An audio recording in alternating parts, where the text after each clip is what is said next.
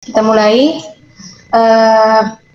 Pada pagi hari ini kita akan belajar mengenai kemasan makanan awetan. Kalau minggu lalu kita sudah belajar mengenai tahapan ataupun proses pengolahan makanan awetan. Sekarang kita akan belajar mengenai kemasan makanan awetan nabati.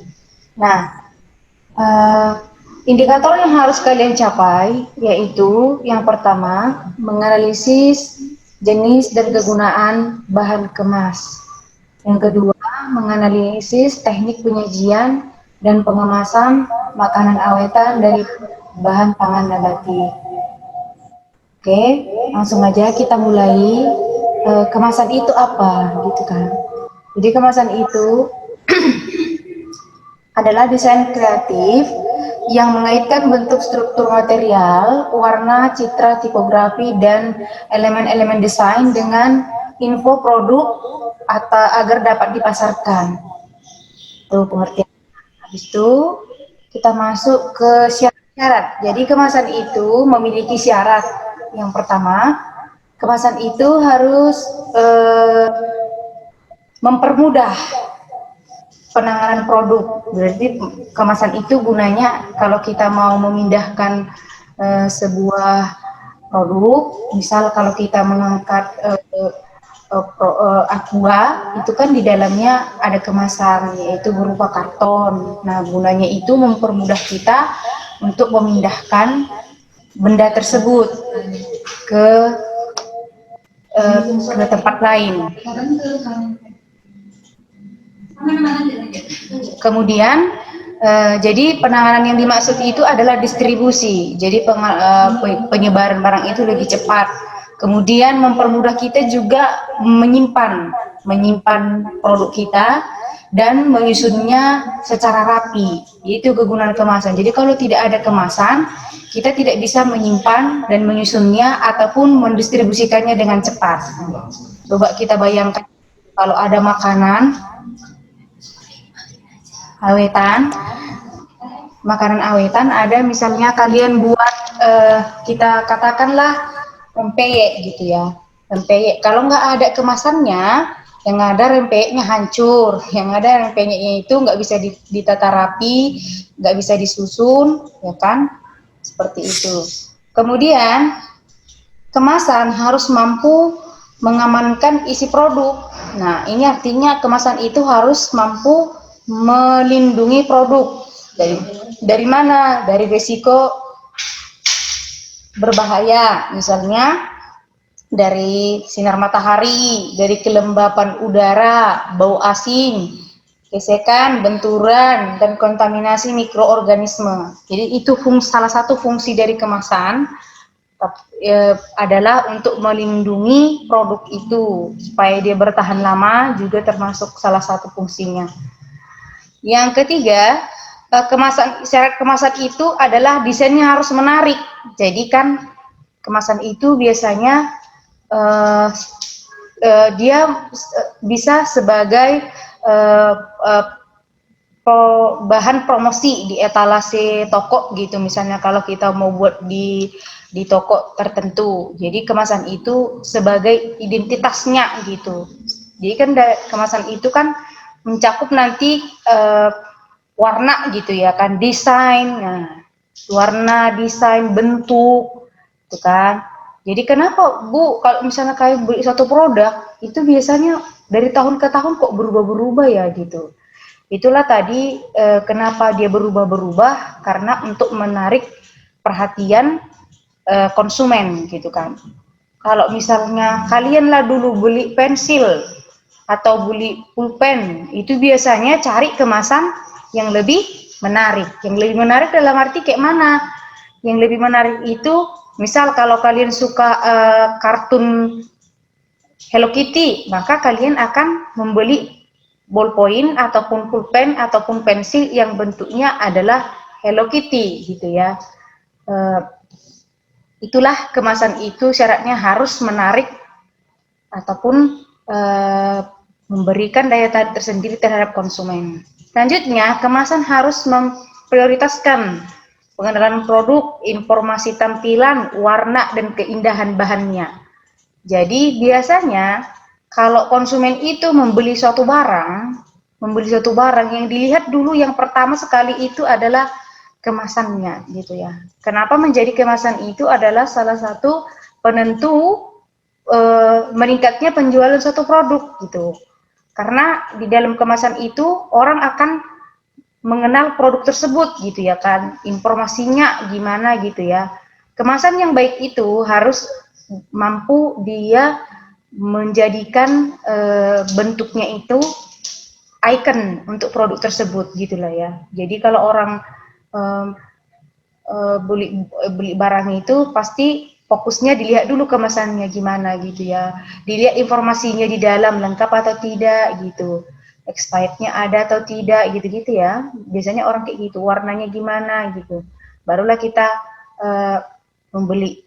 Sama kalau misalnya kita mau beli Indomie gitu ya, atau instan lah boleh kita katakan.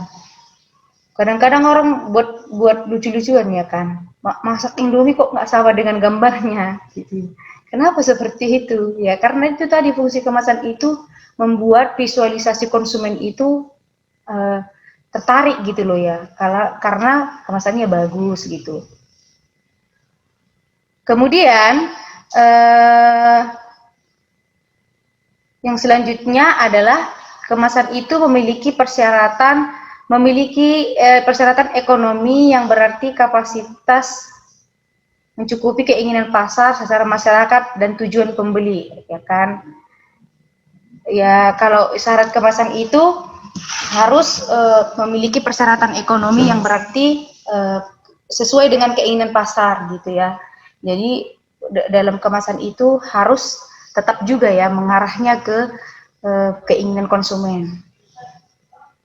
Next, kemasan harus memiliki ukuran, bentuk, dan bobot yang sesuai dengan pola standar yang ada. Jadi kemasan itu, coba dulu perhatikan dari kalau kita beli lotion Citra ya, kita katakan dulu salah satu merek Unilever Citra, itu dari tahun ke tahun dia berubah. Kalau zamannya ibu itu SMP, bukan SMA, Citra itu bulat baru jong. Habis itu setelah berubah lagi, dia lebih kayak mana ya, kayak putri tertidur.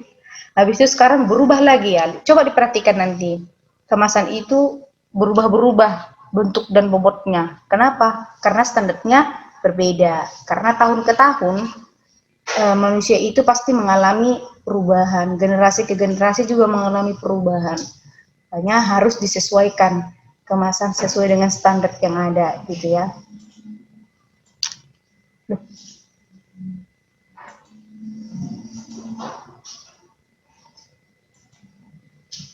Oke, selanjutnya next kita ya.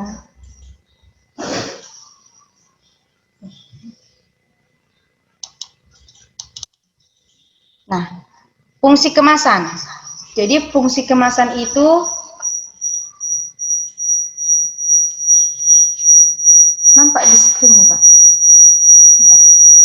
Fungsi kemasan itu secara garis besar ada dua ya. Ada dua. Yang pertama itu adalah protektif. Nah, protektif itu fungsinya berarti melindungi produk ataupun melindungi makanan yang kalian buat gitu ya. Yang kedua sebagai promosional, jadi warna, ukuran, dan penampilan itu mempengaruhi konsumen nantinya gitu ya. Makanya dikatakan kemasan itu adalah tujuannya yang pertama itu adalah sebagai bahan promosional gitu atau tempat untuk promosi produk gitu ya. Oke. Selanjutnya jenis-jenis kemasan. Jenis-jenis kemasan itu terdiri dari yang pertama, ini jenis kemasan ini nanti berdasarkan sudut pandangnya ya anak-anak. Dan yang pertama berdasarkan struktur isi. Jadi ada nanti yang namanya kemasan primer, ada kemasan sekunder, dan ada kemasan tersier. Jadi gambarannya gini. Kalau nanti dia kemasan primer, itu adalah kemasan yang langsung bersentuhan dengan produk atau yang langsung bersentuhan. Slide-nya belum ganti ya.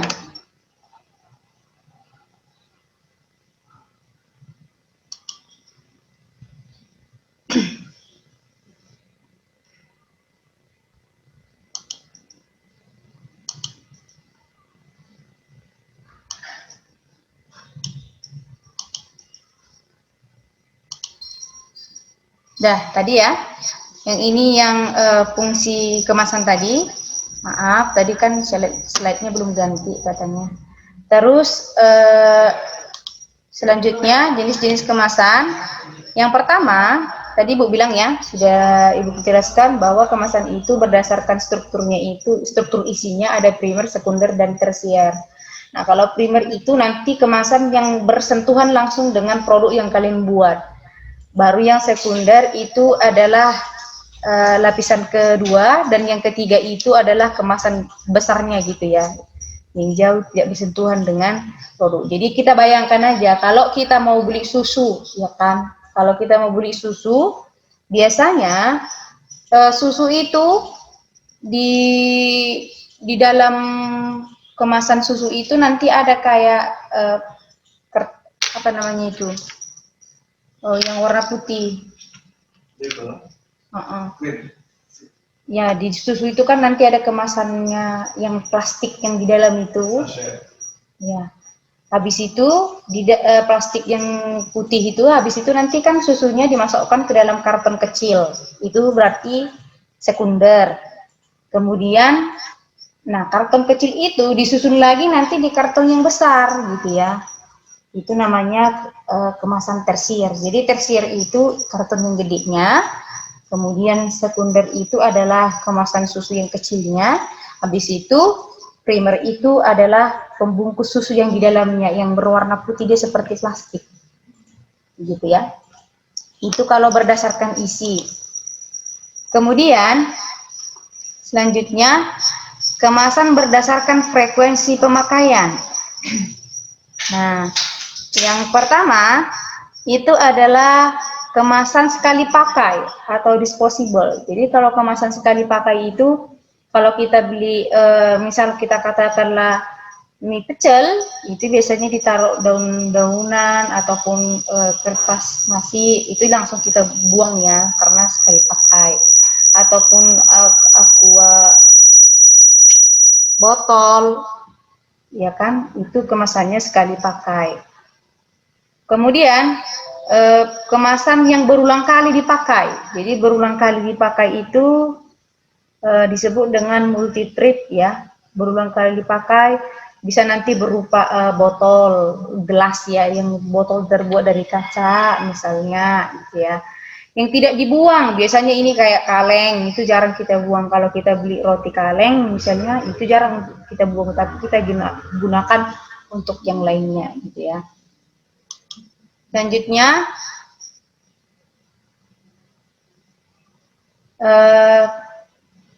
ada kemasan yang berdasarkan kesiapannya untuk dipakai.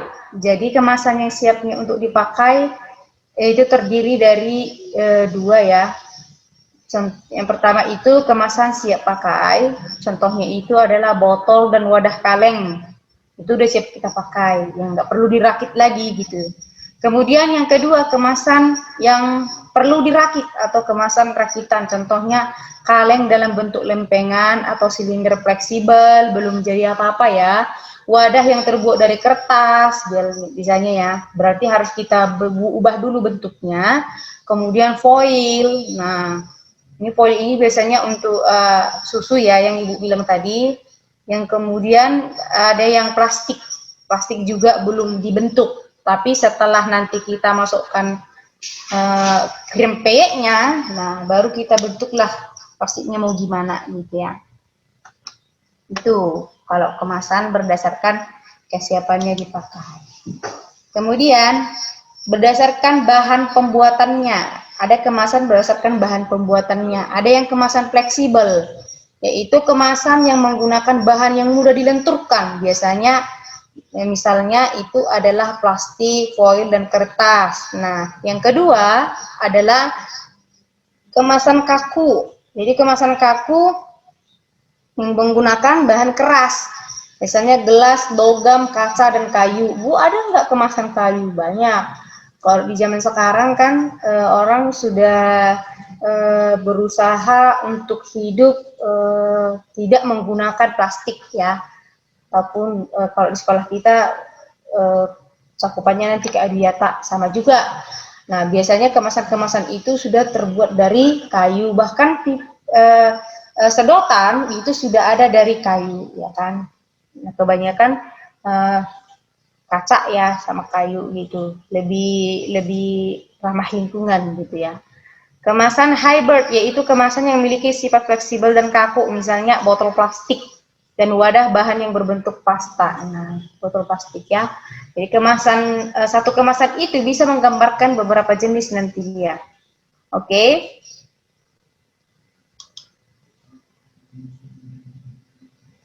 Oke, selanjutnya kita belajar mengenai teknik penyajian. Jadi teknik penyajian itu adalah salah satu yang perlu dilakukan oleh produsen untuk menjadi kunci presentase kepada presentase produk itu kepada masyarakat. Bagaimana teknik penyajian makanannya itu nanti di dalam kemasan. Jadi ada beberapa yang harus dipenuhi dalam menyajikan produk yang sesuai dengan standar, ya kan? Sesuai dengan standar yang dilakukan oleh pengusaha-pengusaha gitu ya. Yang pertama, produk harus disajikan dalam kemasan sehingga produk tidak tumpah atau keluar ataupun merembes gitu ya. Itu tadi salah satu fungsi kemasan itu kan bagaimana dia melindungi produknya, gitu, melindungi makanannya atau melindungi bendanya gitu ya. Itu fungsi kemasan. Jadi kalau di makanan dia harus menggunakan kemasan yang bagus sehingga tidak tumpah atau keluar atau merembes ya kan. Namanya makanan itu ada yang kering, ada yang basah ya. Yang namanya juga makanan awetan nabati juga ada yang kering, ada yang basah. Walaupun dia kering, pasti ada kelembapannya sedikit saja. Jadi dia harus memiliki kemasan yang bagus. Kemudian kemasan produk tersebut harus tebal gitu ya. Jadi kalau kamu nanti buat makanannya itu adalah manisan basah atau asinan atau dan sebagainya, kemasannya itu harus tebal. Kalau misalnya yang basah itu biasanya kemasannya harus dari kaca gitu ya. Tapi kalau dia nanti kayak rempeyek, Bu, nanti saya buat keripik, bisa di plastik, bisa juga nanti di kertas. Tapi kertasnya itu dibentuklah sedemikian rupa gitu ya, lebih cantik gitu. Kemudian kemasan harus ditutup rapat. Jadi kemasan itu harus dapat ditutup rapat, dibuka ditutup rapat gitu ya. Harusnya. Jadi kalau misalnya Bu, kalau misalnya kain buat keripik Bu dari plastik kayak mana? Nanti ada plastik yang ada klipnya. Kayak plastik obat itu nanti bisa kita klipkan balik, kita buka lagi gitu ya. Kalau klip ke Indomaret beli Pilos itu, makanan Pilos pernah makan Putri Mayang? Pernah? Ke Indomaret kau pernah sering kan? Enggak. Pernah kan? Jadi kalau kalian buka kemasannya itu dia plastik, karena plastik, tapi kita bisa buka, kita bisa tutup balik lagi. Nah, itu lebih bagus. Nah, itu sebenarnya standar kemasan yang bagus. Nah, gitu ya. Jadi Bu, kalau misalnya plastik yang kita beli barang-barang di toko, misalnya di warung kecil itu, kemasannya tidak sesuai dengan standar. Coba kita perhatikan kalau kita beli produk-produk yang sudah memang punya brand, itu biasanya kemasannya seperti itu, standarnya ada gitu ya. Kemudian kemasan, jika terdapat bahan yang cepat basi seperti kandungan santan ini kan yang bersifat asam, sebaiknya dalam kemasan terpisah agar tidak tercampur dengan bahan lain. Jadi ini biasanya yang keempat ini untuk masakan khas daerah. Tapi kalau untuk Ibu rasa kalau untuk apa namanya makanan awetan nabati tidak ada yang mengandung santan ya. Biasanya yang bersifat asam ada gitu, yang apa namanya acar gitu kan ada asamnya di dalamnya. Oke. Ada pertanyaan tentang kemasan hari ini anak-anak?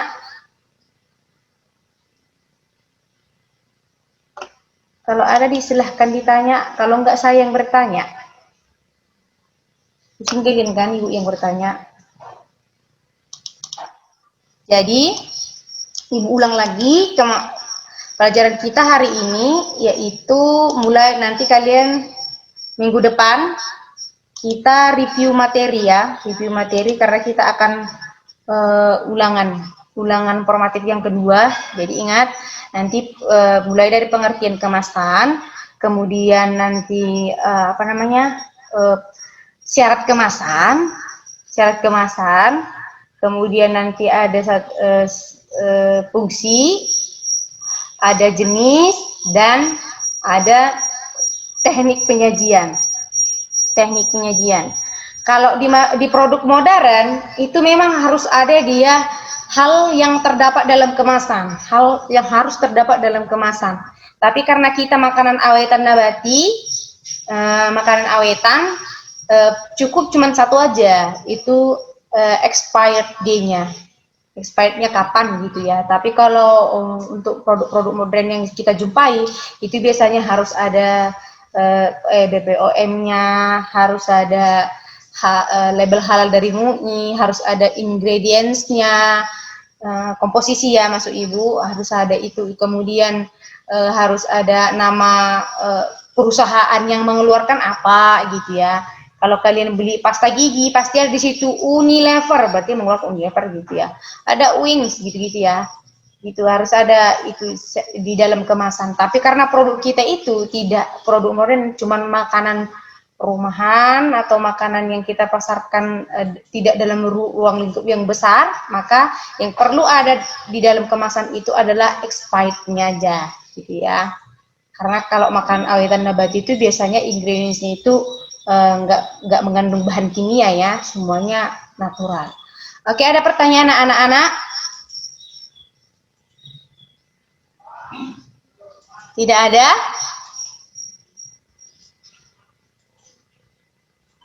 Tidak ada pertanyaan? Oke, sampai di sini pertemuan kita hari ini. Minggu depan ingat kita akan review materi mulai dari ide, peluang usaha, kemudian administrasi dan pemasaran, karakteristik, jenis dan karakteristik makanan awetan, kemudian kemasan. Baru di sore hari nanti kalian akan mengadakan ujian formatif kompetisi dasar yang kedua. Sampai di sini pertemuan kita. Kita lanjutkan, kalian akan melanjutkan materi selanjutnya dengan Abidika. Selamat pagi, salam sejahtera untuk kita semua.